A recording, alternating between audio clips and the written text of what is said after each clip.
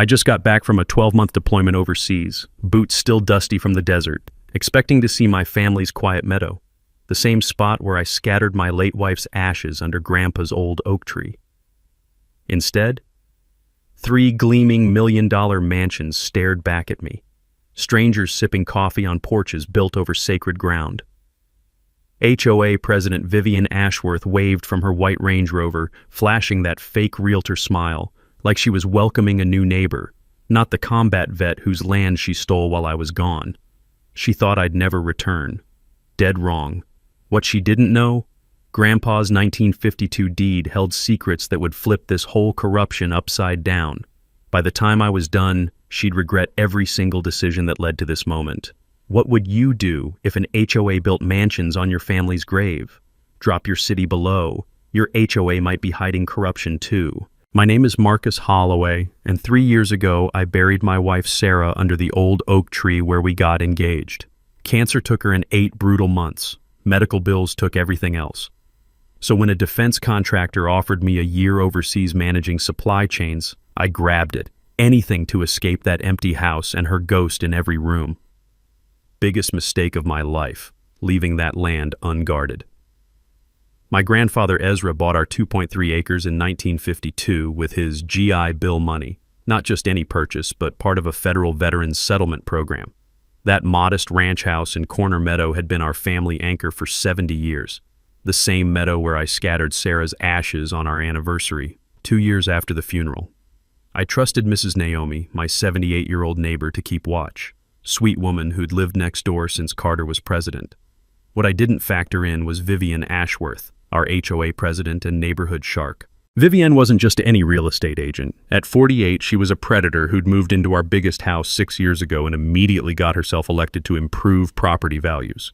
Picture perfect blonde hair, manicured nails sharp enough to cut glass, and a smile that could sell you a house fire as a fireplace upgrade. Her hunting ground?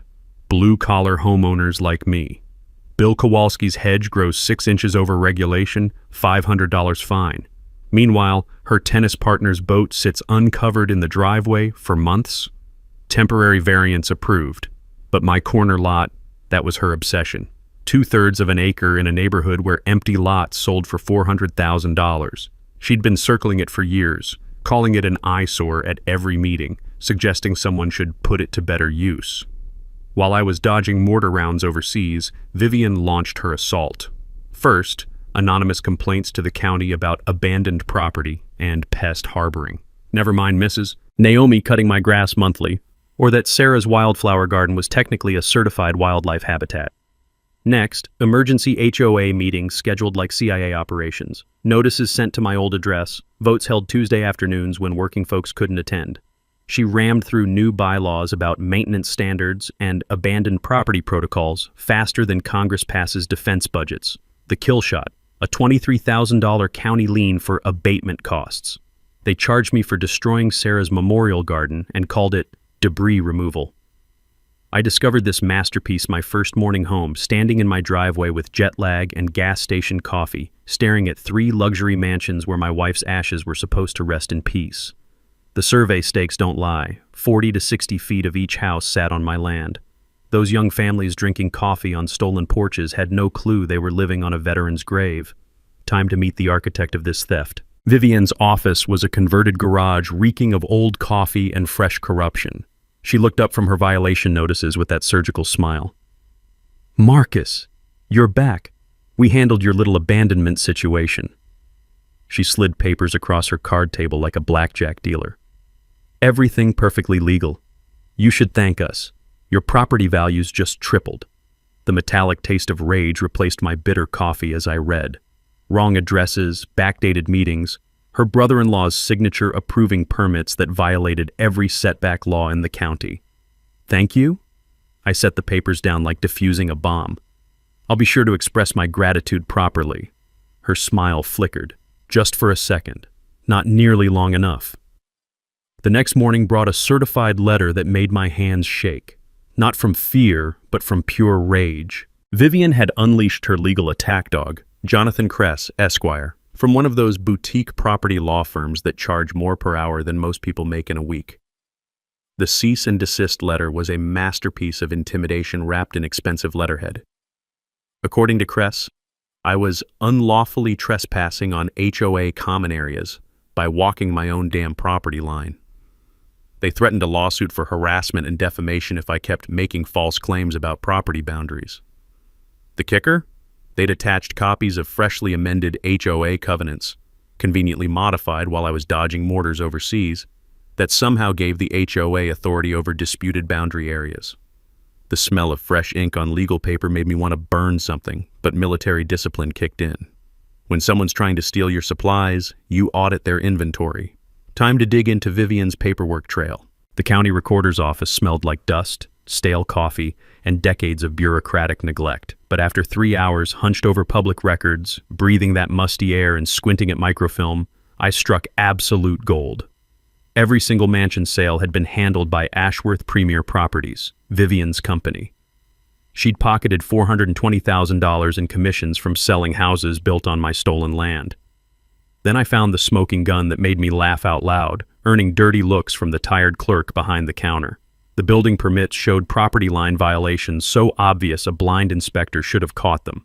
Setback requirements ignored, boundary markers mysteriously moved, environmental assessments skipped entirely, which explained why they didn't get caught. The approving inspector was Derek Ashworth, Vivian's brother-in-law, same Derek who'd signed my $23,000 abatement order while I was serving overseas.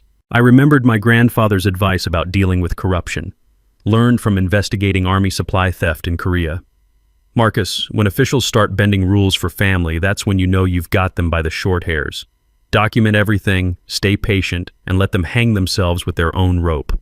Smart man, Grandpa. Wish he could see this. While my independent surveyor from the next county over ran new property lines, I filed formal complaints with county planning and started building my evidence file like I was preparing for a military tribunal. The rhythmic clicking sound of his measuring wheel rolling over Grandpa's sacred ground felt like justice beginning to turn, 1 foot at a time. The survey results hit like a tactical nuke. 0.6 acres of my property held pieces of all 3 mansions. Foundations, driveways, landscaping, even septic systems, everything crossed the line. Combined value of structures sitting on my land, $2.8 million. I technically owned chunks of houses where young families were raising their children, completely unaware they were living on stolen ground. Word spread through our tight-knit neighborhood faster than wildfire in August. Mrs. Naomi revealed she'd been documenting Vivian's tactics for months, keeping detailed notes in her neat handwriting like a war correspondent covering enemy movements. Bill Kowalski finally confessed he'd questioned the property lines during construction, but got threatened by site supervisors. They told me to mind my own business or find work somewhere else, he admitted, wringing his weathered contractor hands. I needed the job to pay for my wife's medications, Marcus. I'm sorry I didn't speak up. You're speaking up now, I told him. That's what matters.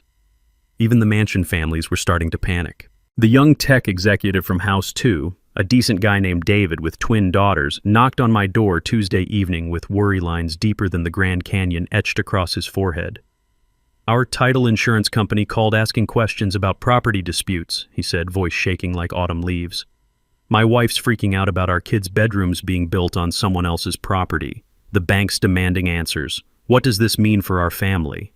I poured him black coffee from Sarah's old pot and spread the survey map across my kitchen table. His face went ghost white when he saw the 40-foot encroachment line running straight through his living room where his daughters played with their dollhouse every evening. You're not my enemy, David, I told him quietly. But you're living on land that's been in my family since 1952. Land where I scattered my wife's ashes. His coffee cup rattled against the saucer. Jesus. What can we do? Help me prove Vivian knew this was illegal from day one. By sunset, Vivian was calling an emergency board meeting for the next evening. The metallic taste of rage in my mouth was finally being replaced by something sweeter, the taste of impending victory. Mrs. Naomi called that night with intelligence worth its weight in gold, her voice barely above a whisper. She's bringing her lawyer tomorrow, Marcus, and she's telling people you're mentally unstable from your deployment, that you can't tell reality from flashbacks. I smiled in the darkness of my empty house. Game on, Vivian. The emergency HOA meeting felt like walking into an ambush. Vivian had packed the community center with her supporters, mostly the wealthy side of the neighborhood who benefited from her selective enforcement. The air reeked of cheap industrial carpet cleaner and expensive perfume, a combination that made my stomach churn almost as much as what I was about to witness. She'd positioned herself behind the head table like a general preparing for battle, Attorney Kress flanking her right side with a briefcase that probably cost more than my truck. The fluorescent lights buzzed overhead like angry wasps, casting harsh shadows across faces I'd known for years. Before we address Mr. Holloway's confusion about property boundaries, Vivian began, her voice dripping with manufactured concern, I want to remind everyone that we're dealing with someone who's clearly struggling with severe post-deployment issues. The room erupted in whispers. I watched neighbors I'd helped with yard work and snow removal suddenly avoid eye contact, their faces painted with doubt and fear. She was weaponizing my service record, turning my deployment into evidence of instability. The board has voted to fine Mr. Holloway $500 per day for conducting unauthorized survey activities, she continued, sliding papers across the table with theatrical precision. We're also implementing a special assessment against his property for legal defense costs, $15,000 due immediately. My hands clenched into fists, but I forced myself to stay calm. Sometimes you have to let the enemy expose themselves completely before you strike back. Attorney Kress stood up, adjusting his $1,000 tie like he was delivering a Supreme Court argument. Furthermore, we've filed for a restraining order. Mr. Holloway's increasingly erratic behavior has created an atmosphere of fear among innocent families. Then Vivian made the mistake that would cost her everything. I've already contacted his former employer about his mental instability, she announced, that practiced smile never wavering. And I've informed the Veterans Administration that he requires immediate psychiatric evaluation for the safety of our community. The room went dead silent. Even her supporters shifted uncomfortably. You don't attack a veteran's benefits in a community where half the residents had military families. The smell of fear mixed with stale coffee as people realized she'd crossed a line that couldn't be uncrossed. But I let her keep digging. While Vivian destroyed my reputation publicly, I was building my counterattack like a military operation. My investigation had revealed her entire corruption network. Loan officer Janet Morrison played tennis with Vivian every Thursday. AAA Site Prep, the contractor who cleared my land, belonged to her cousin Tommy. The whole scheme stank like a fish rotting from the head down. The real breakthrough came when Rebecca Torres, my new attorney, discovered something that made her actually laugh out loud during our strategy meeting at the local diner. The smell of bacon grease and strong coffee couldn't mask her excitement as she spread documents across our sticky table. Marcus, remember how your grandfather always talked about reading every word in contracts? She asked, pointing to faded text on my 1952 deed. He wasn't just being careful, he was being brilliant. Buried in the original property purchase was an easement clause I'd never noticed. No permanent structures within 75 feet of the northern property line. Not suggestions, not guidelines, absolute prohibition. All three mansions violated this easement by 40 to 60 feet. Better yet, the clause included automatic daily penalties, $2,000 per violation per day, retroactive to the start of construction. I did the math while Rebecca grinned like a shark smelling blood. 18 months of violations across 3 houses equaled $3.2 million in damages, and the meter was still running at $6,000 per day. She never researched the original deed, Rebecca explained, tapping the document with her pen. She assumed modern HOA bylaws could override federal easement law. She was wrong. That evening brought a parade of panicked visitors. David from Mansion 2 arrived first, followed by the other homeowners, their faces pale as winter snow. Our banks are threatening to call the loans, David said, voice cracking. Title insurance won't defend us. We could lose our homes because of what she did. I poured coffee from Sarah's old pot and showed them the easement documentation. The harsh kitchen light made the legal text look like a death sentence. You're victims here too, I told them honestly. I'm not coming after families trying to raise their kids, but the person who created this mess, she's going to pay every penny she owes. Through the window, I could see smoke rising from Vivian's backyard. Mrs. Naomi called minutes later, whispering urgently. She's burning papers in her fire pit. Derek's there too, throwing whole boxes into the flames. The acrid smell of charred documents drifted across the neighborhood like evidence going up in smoke. Too late, Vivian. I'd already copied everything that mattered. The war was about to get nuclear. Vivian's declaration of war came at dawn 3 days later, a full scorched earth campaign that would have made General Sherman proud. I woke to heavy machinery rumbling outside my bedroom window, diesel fumes so thick I could taste metal coating my tongue like a mouthful of pennies. The certified notice, hand-delivered by a smirking process server at 6 a.m., announced an emergency HOA meeting to vote me out of the neighborhood entirely. Not just fines or restrictions, complete expulsion. The charges read like a federal indictment: structurally unsound dwelling, environmental hazards, incompatible land use, and the crown jewel, ongoing psychological threat to neighboring families. She'd even imported a building inspector who'd magically discovered foundation problems that hadn't existed for 70 years. Surprise? It was Derek again, her brother-in-law, armed with a clipboard and the kind of authority that comes from a county badge. But legal warfare was just the opening act.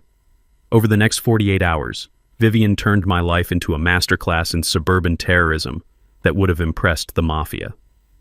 Tuesday night brought the vandalism that destroyed my mailbox. Funny how Mrs. Naomi's security camera caught the HOA landscaping truck driving past at the exact moment of impact. Its front bumper mysteriously dented the next morning. When I called the police, they took a report with all the enthusiasm of filing paperwork for a parking ticket. Wednesday delivered anonymous reports to the Veterans Administration questioning my mental stability, detailed complaints about violent outbursts and threatening behavior that read like someone had studied my service record. The VA investigator who called sounded genuinely puzzled when I answered calmly and invited him over for coffee. "Mr. Holloway, these reports describe someone in severe psychological distress, but you sound normal," he said during our kitchen table interview. "Honestly, you seem more stable than half the folks filing these complaints." Thursday morning explained why my basement workshop smelled like a bayou in August. A coincidental water main break had flooded the entire space overnight, destroying family photographs and soaking the evidence files I'd been meticulously building. The city repair crew that showed up wore shirts advertising their services, but their work truck sported Ashworth Premier Properties stickers on the bumper. The dead fish, floating in Sarah's pond Friday morning, crossed a line that made my hands shake with rage. My wife used to feed those goldfish every evening after her chemo treatments, calling them by names like they were tiny orange children. Finding them belly up, their scales catching morning sunlight like scattered coins, felt like Vivian was murdering my wife's memory all over again. The media manipulation campaign was her masterpiece of psychological warfare. Vivian orchestrated a feature story in the neighborhood newsletter about protecting family communities from unstable influences. Social media exploded with posts about the dangerous veteran who'd snapped after deployment. Local Facebook groups became battlegrounds. Photos of my modest house appeared with captions like, "Would you feel safe with your children walking past this every day?" The comment sections read like psychological evaluations written by internet trolls who'd never met me but knew exactly how unhinged I was. She even weaponized local businesses against me. The hardware store where I'd bought supplies for 15 years suddenly couldn't locate my account. The diner where Sarah and I shared Sunday breakfast claimed their computer system was experiencing technical difficulties whenever I walked through the door. My stress was showing. Sleep came in 2-hour chunks between nightmares about losing everything Sarah and I had built together. The metallic taste in my mouth had become permanent, and my hands shook when I thought no one was looking. That's when Mrs. Naomi became my guardian angel. "Marcus, you need to hear this," she whispered, pressing a small digital recorder into my trembling hands. "I was watering my roses when they came outside to talk. They thought these old ears don't work anymore."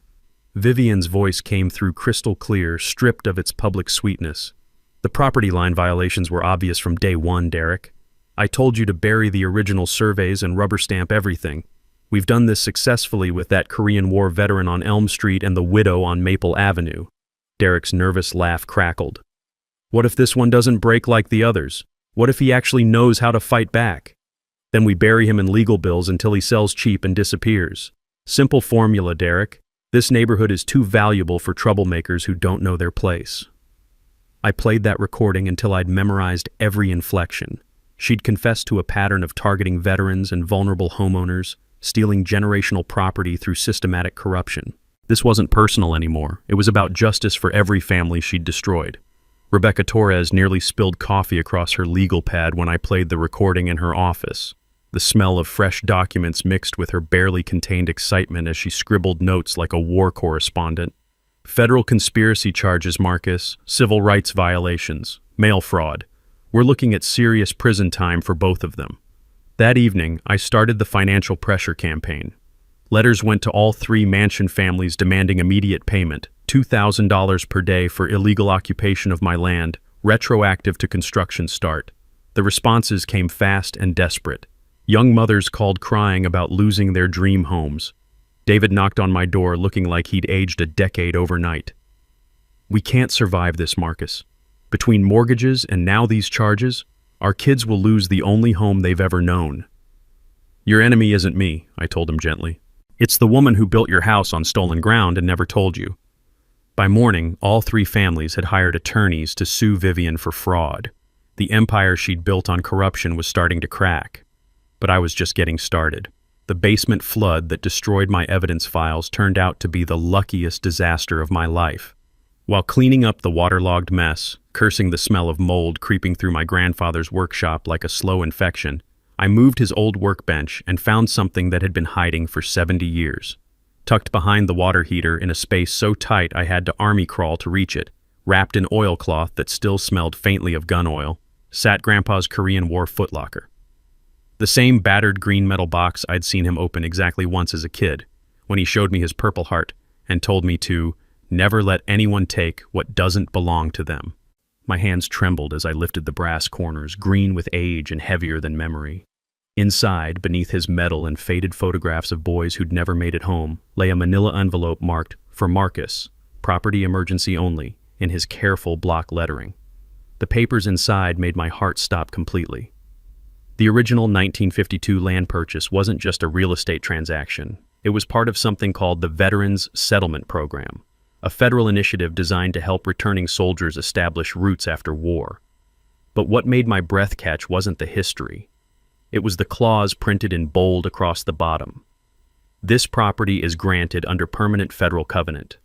Any unauthorized development triggers immediate government intervention and property reclamation at current market value, including all improvements.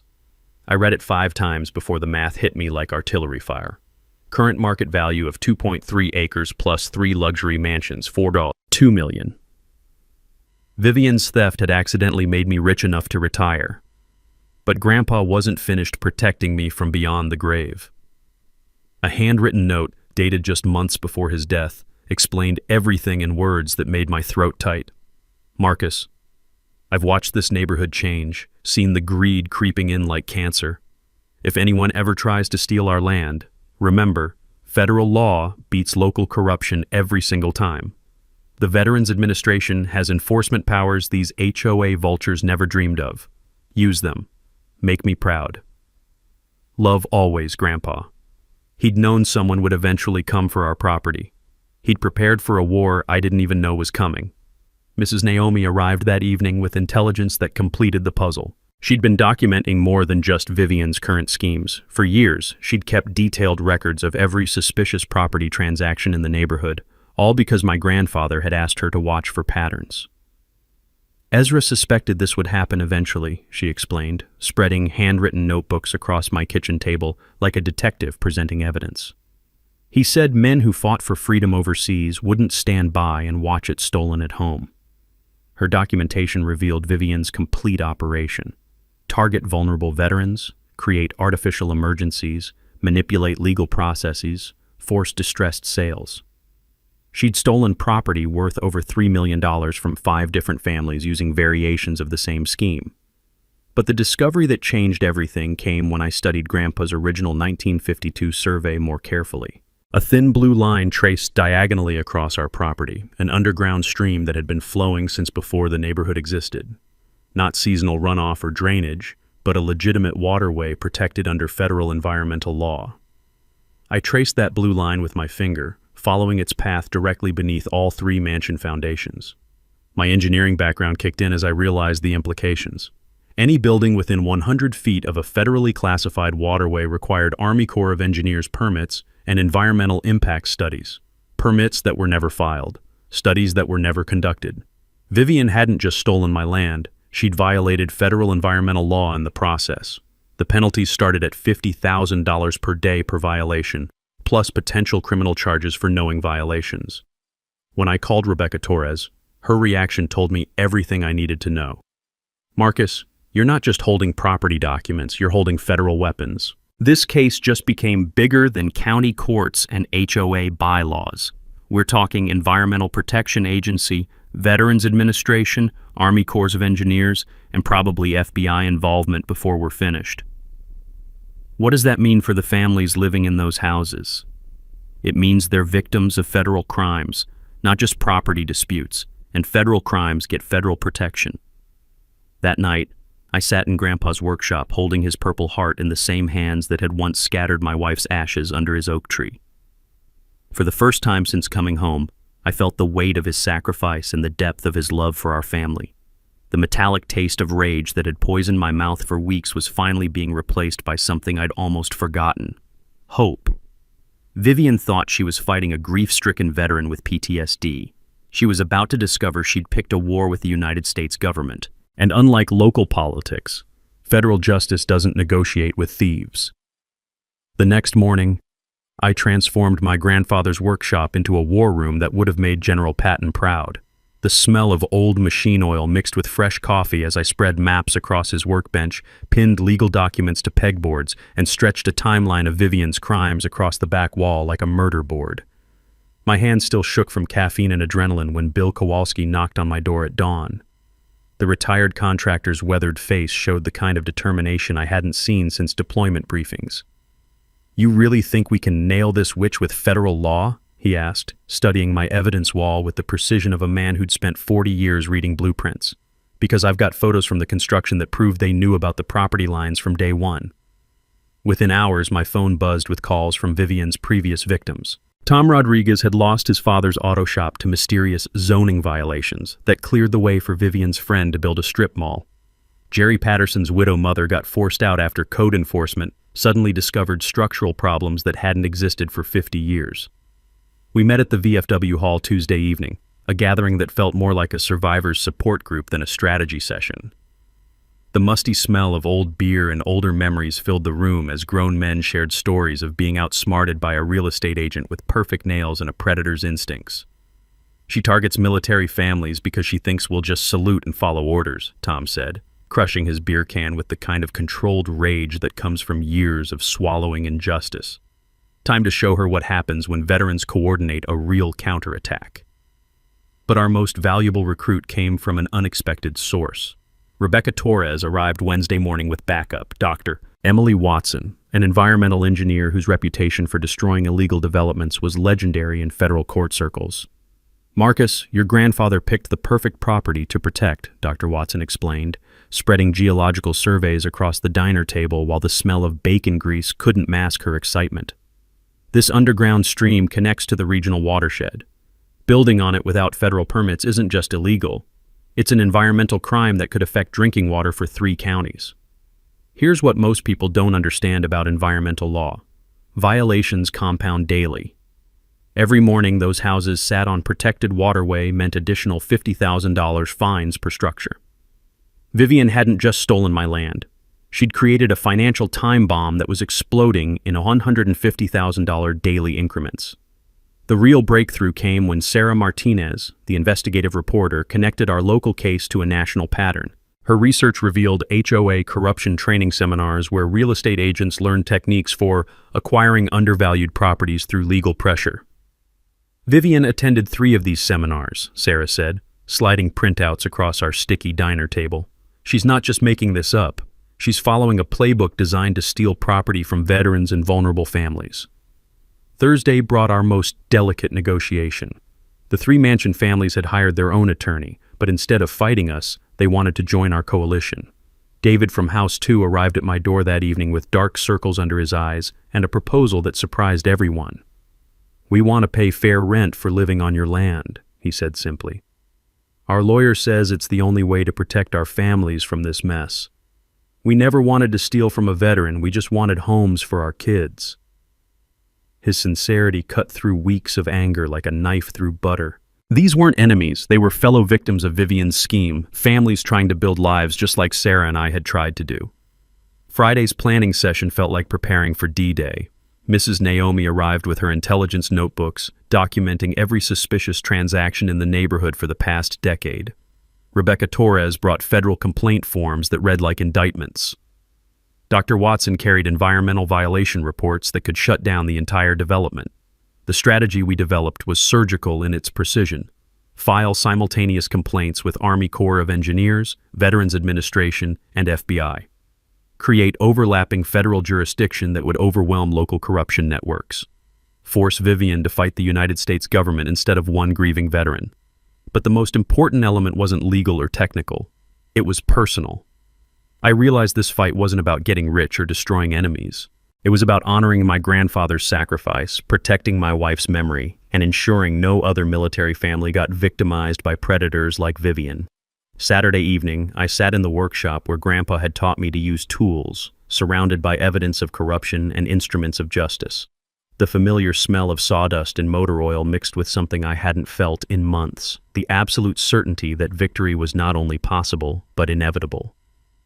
Monday morning, Vivian Ashworth would discover that federal firepower makes local politics irrelevant. Time to deploy weapons she'd never seen coming. Monday morning brought Vivian's nuclear option, a character assassination campaign that would have impressed the CIA. 2 police cruisers in my driveway at 6 a.m., their red and blue lights painting my house like a crime scene, while neighbors peeked through curtains with the hungry curiosity of disaster tourists. Mr. Holloway, we need to discuss some serious allegations, Officer Martinez said, his hand resting uncomfortably on his radio. The crisp morning air carried coffee steam from his patrol car and the tension of a man who didn't want to be there. Vivian had filed a police report claiming I'd threatened her with violence, mentioning my military training, and making comments about handling threats permanently. Complete fiction, but wrapped in enough detail to sound credible. Her performance had convinced someone that the unstable veteran was finally snapping. I showed them security camera footage proving I hadn't been near her property in days. The officers left with apologies and promises to investigate the complainant's credibility, but damage was done. Word spread through the neighborhood faster than gossip at a church social. By noon, anonymous flyers appeared in every mailbox, cheap photocopies featuring my military photo and warnings about the dangerous PTSD veteran living among innocent families. Young mothers who'd waved at me for years suddenly hustled their children inside when I checked my mail. The professional sabotage came next, surgical in its precision. My former employer received fabricated psychiatric reports describing violent outbursts during deployment, incidents that had never happened but looked official enough to trigger HR investigations. The IRS got anonymous tips about hidden overseas income. My bank received calls questioning the source of funds I'd used for legal fees. "Marcus, we need documentation about your deployment performance," my old supervisor called, corporate legal advice weighing down his voice. "Someone's painting a very different picture of your service record than what I remember." But Vivian's masterstroke was bribing my support network. Wednesday evening, Mrs. Naomi knocked on my door with tears streaming down her weathered cheeks and a manila envelope thick with cash. $50,000 in crisp hundreds. Payment for clarifying her recordings about property line conversations. "She said you'd manipulated me because I'm old and confused," Mrs. Naomi whispered, her voice shaking with indignation. "That sweet woman just wants to protect her community from a dangerous man taking advantage of elderly neighbors." Bill Kowalski got offered a new truck plus $25,000 cash to testify I'd seemed unhinged during our conversations. The Mansion families received promises of free property management if they'd support Vivian's narrative about the unstable veteran terrorizing the neighborhood. "Classic witness tampering," Rebecca Torres explained during our emergency meeting, "but hard to prove unless we catch her in the act." Thursday brought physical sabotage that crossed into federal territory. My security cameras malfunctioned in sequence, lenses spray-painted during overnight utility maintenance by unmarked trucks. Internet service got accidentally disconnected 3 times in one day. The septic system backup Friday morning wasn't accidental either. Repair crews found concrete poured into the main line, requiring $8,000 in emergency excavation. The stress was consuming me from inside. Sleep came in fragments between nightmares about losing everything. My hands shook constantly, the metallic taste of anxiety permanent in my mouth. I'd lost 15 pounds in 3 weeks, looking like a ghost of the man who'd returned from deployment. That's when Sarah Martinez called, with news that changed everything. "Marcus, Vivian just made the mistake that's going to destroy her," Sarah said, excitement crackling through the phone. "She contacted my editor trying to kill our corruption story. But instead of bribing or threatening, she offered exclusive access to your psychiatric records, proving you're mentally incompetent." My stomach dropped. "What psychiatric records?" "Exactly. Records that don't exist because you've never had psychiatric treatment." The implications hit like lightning. Federal law treats fabricated medical documents as serious felonies. Creating fake psychiatric records to discredit a veteran violated multiple statutes: fraud, conspiracy, civil rights violations, and tampering with federal disability claims. "She just handed us evidence of federal crimes committed while covering up other federal crimes," Rebecca Torres explained Monday morning, barely containing professional excitement. "This is prosecution-grade conspiracy material."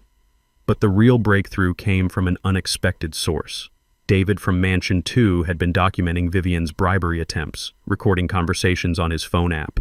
When she offered his family free property management in exchange for testimony against me, he'd captured every word of witness tampering in high-definition audio. "I'm tired of being her victim," he told me, playing back Vivian's voice promising to make their property problems disappear permanently if they'd just confirm I was dangerous and unstable. Federal agents were very interested in those recordings. Sunday evening, I sat in my grandfather's workshop, surrounded by evidence of corruption and instruments of justice. The familiar smell of sawdust and motor oil couldn't mask the metallic taste of impending victory. Tomorrow, Vivian would discover that fabricating federal documents carries consequences local corruption couldn't imagine. Time to deploy weapons she'd handed us herself. Vivian's final play came with the desperation of a cornered animal and the cunning of a sociopath. Tuesday morning, I woke to sirens shrieking outside and the acrid smell of smoke burning my nostrils. Her HOA office, that converted garage where she'd planned my destruction, was engulfed in flames that painted the dawn sky orange with destruction. She stood on her manicured lawn in designer pajamas, sobbing into Channel 7's news camera with the kind of performance that wins Academy Awards. Trembling hands, genuine-looking terror, vulnerable femininity designed to make viewers want to protect her from the dangerous veteran who'd clearly snapped. "I've been living in absolute terror," she wailed, tears streaming down perfectly applied makeup that somehow hadn't smudged despite her traumatic awakening. "Marcus Holloway has been stalking me for weeks, threatening my family, and now he's escalated to arson. This man is having a complete psychological breakdown and someone needs to stop him before he murders innocent people." The performance was flawless, except for one catastrophic oversight. I was at the VA hospital during the entire fire, 60 miles away, getting my mandatory annual checkup with Dr. Patricia Coleman. The appointment had been scheduled for months, documented in federal records, and witnessed by a dozen medical staff who could testify to my exact whereabouts down to the minute. My alibi was literally carved in government stone, but her false accusation triggered a federal response that backfired like a misfired rocket. FBI agent Sarah Naomi arrived Wednesday with a domestic terrorism warrant, expecting to find bomb-making materials and arson evidence. Instead, she discovered a goldmine of corruption documentation that made her investigators salivate like hungry wolves. "Mr. Holloway, these recordings and financial documents tell a very different story than we were led to believe," Agent Naomi said, studying Mrs. Naomi's intelligence notebooks with growing amazement. "It appears you're the victim of systematic criminal harassment, not the perpetrator of domestic terrorism." The fire investigation revealed Vivian's desperation had driven her to stupidity that would have embarrassed amateur criminals. Accelerant residue under her fingernails, her prints on a gas can mysteriously planted behind my shed, security footage from 3 neighbor cameras showing her car prowling my street at 3 a.m. the night before. But the killing blow came from fire marshal evidence. The blaze had started inside the building with professional accelerants, not external ignition. Someone with access and knowledge had systematically doused filing cabinets and document storage before ignition. Only 2 people had keys to that office, Vivian and her hand-picked secretary, who was vacationing in Florida with time-stamped social media posts proving her innocence. Thursday brought the collapse that destroyed her entire network. Derek Ashworth, faced with federal conspiracy charges carrying 20-year sentences, cracked faster than ice in July heat. The inspector who'd rubber-stamped illegal permits suddenly remembered every detail of his sister-in-law's criminal enterprise with photographic clarity. "She's been running this scam since 2018, he confessed to federal agents, desperation making his voice crack like a teenager's. 12 different properties stolen through fake violations and manipulated inspections. I have documentation proving everything. Bank deposits, forged permits, the whole operation."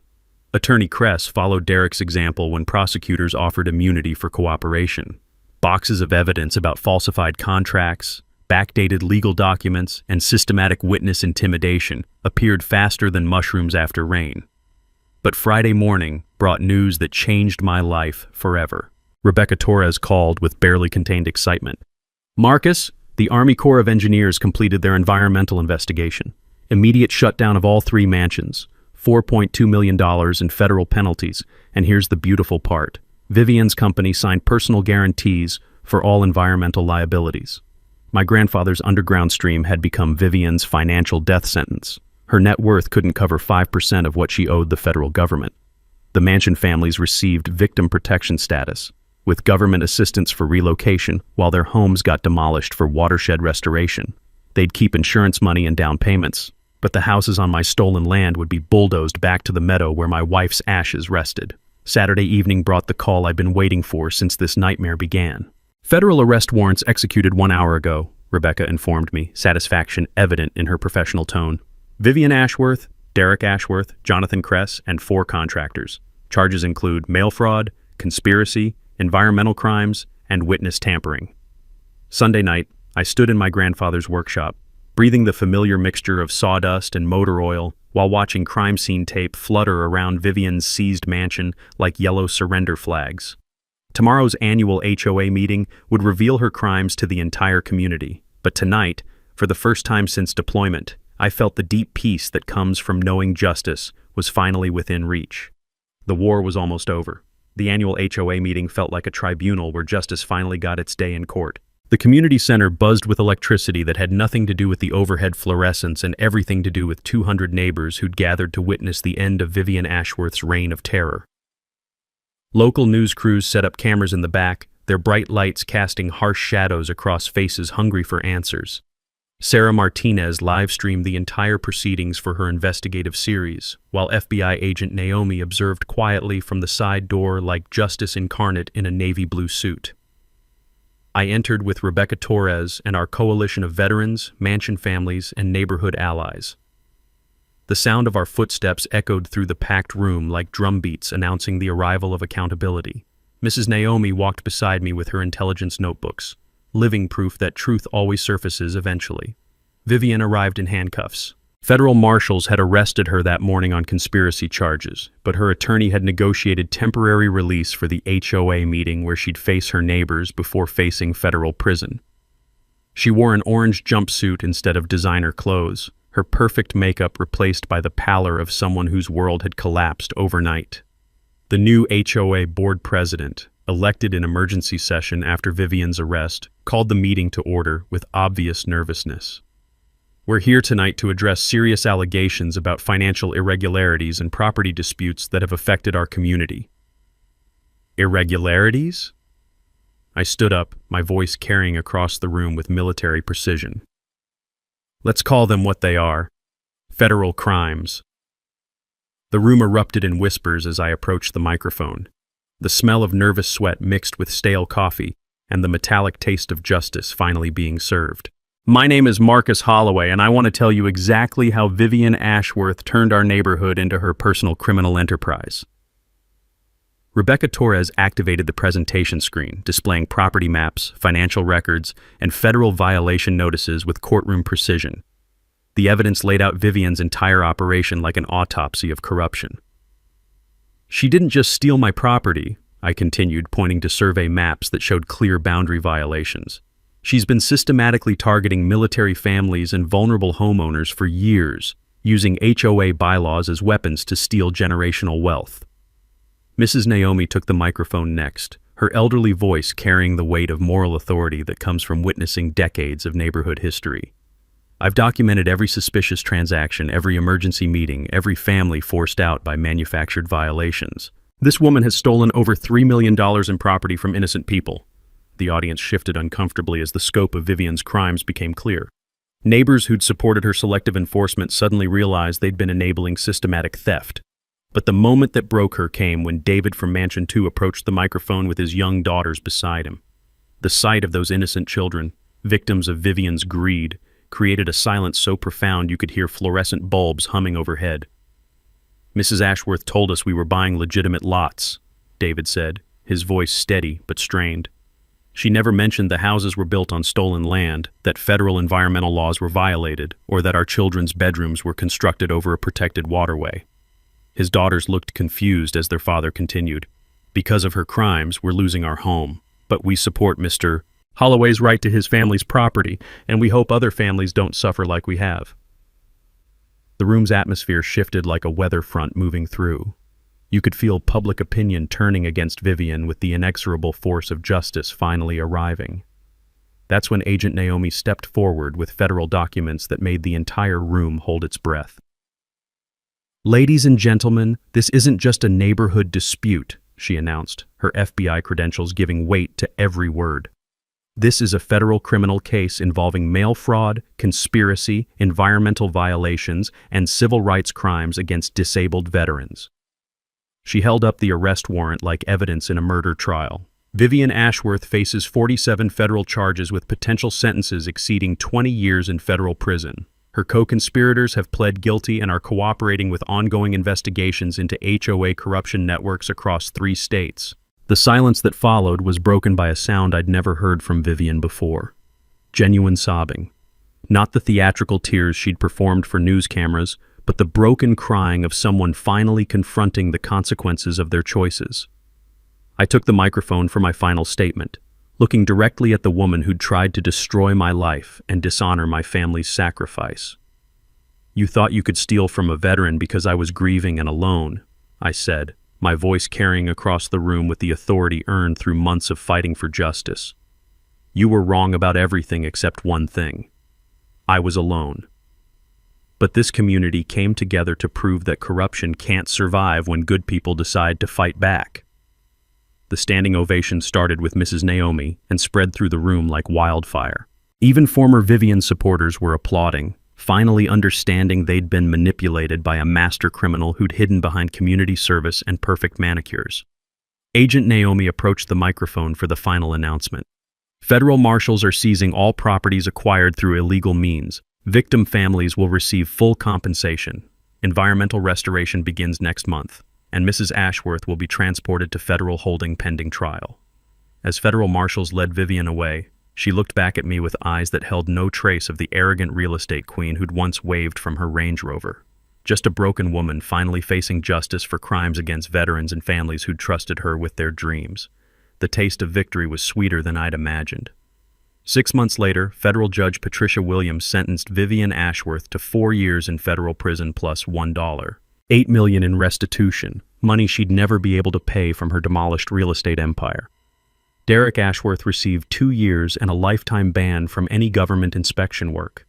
Attorney Kress lost his law license and faced personal bankruptcy after paying $400,000 in damages to the families he'd helped defraud. Justice served, but the real victory was what came next. Standing in my grandfather's restored workshop, I made the decision that would define the rest of my life. The federal settlement had awarded me $2.1 million for the property violations, environmental crimes, and civil rights damages. More money than 3 generations of my family had ever seen, but wealth built on others' suffering felt hollow without purpose. The young families from the demolished mansions became my closest allies and friends. David's daughters now play in the same meadow where I scattered Sarah's ashes, their laughter replacing the mechanical sounds of illegal construction. We kept them as permanent tenants in new homes I built on legitimately surveyed lots, paying fair market rent that covers their mortgages while generating steady income for community projects. Mrs. Naomi, my neighborhood intelligence coordinator and surrogate grandmother, helped me establish the Veterans Property Defense Fund with $1.5 million from the settlement money. The fund provides legal assistance to military families facing HOA harassment, property theft, or corruption targeting their service-connected disabilities. In our first year, we've helped 12 veteran families across 3 states fight similar schemes.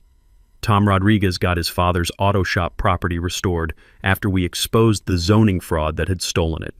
Jerry Patterson's widow mother received full compensation for the house she'd been forced to sell below market value. The local community college now awards annual scholarships for military families through our endowment, the Marcus and Sarah Holloway Memorial Scholarship Fund.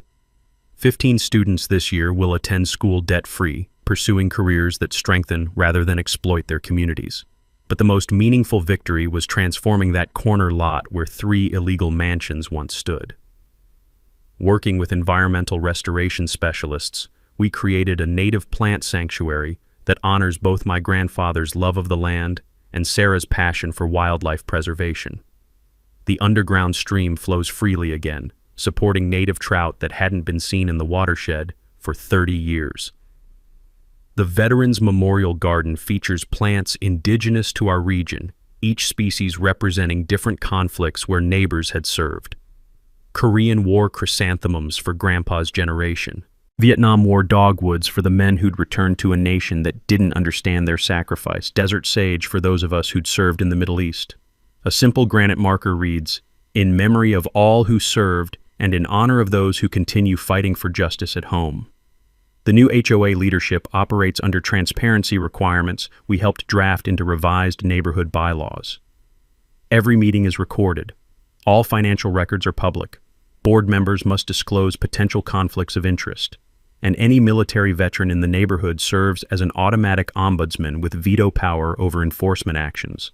Property values actually increased after Vivian's removal, proving that stability and honest governance create more wealth than corruption and fear. Young families compete to move into our neighborhood, attracted by the reputation for community support and protection against HOA abuse. Sarah Martinez's investigative series won a Pulitzer Prize for exposing systematic HOA corruption across the region. Her reporting led to state legislation requiring criminal background checks for HOA board members and mandatory disclosure of family connections between officials and contractors. Rebecca Torres expanded her practice into a regional veterans property rights law center, funded partially through our foundation.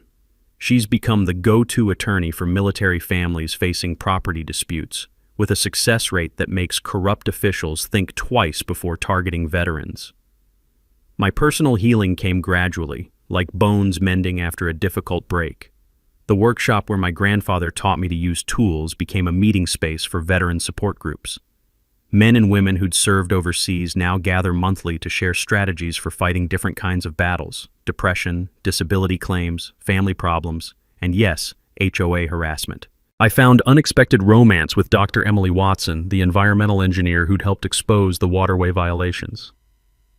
Our shared commitment to protecting natural resources and serving others who've served created a foundation stronger than passion alone. We're planning a wedding next spring in the Memorial Garden, surrounded by the community that proved good people can defeat corruption when they work together. The house feels alive again for the first time since Sarah's death. Laughter echoes through rooms that once held only grief. The smell of Emily's cooking replaces the metallic taste of constant anger. My grandfather's Purple Heart sits on the mantel beside Sarah's favorite photograph, both watching over a family and community finally at peace.